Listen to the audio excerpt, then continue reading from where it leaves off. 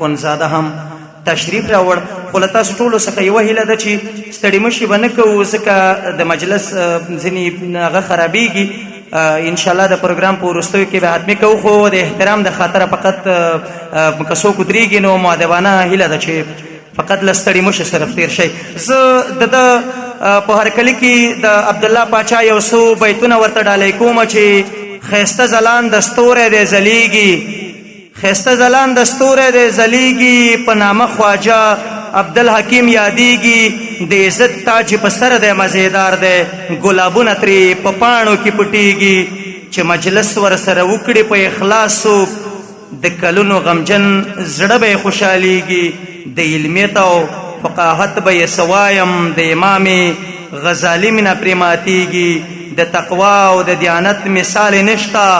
اولیاو کې سلطان را معلومیږي عبدالله پاچا له هغو سترګو شم چې د ده مبارک سترګې پرې لګیږي له قدرمن مولوي صاحب څخه په مننې چې زموږ د دغه پروګرام ګډونوال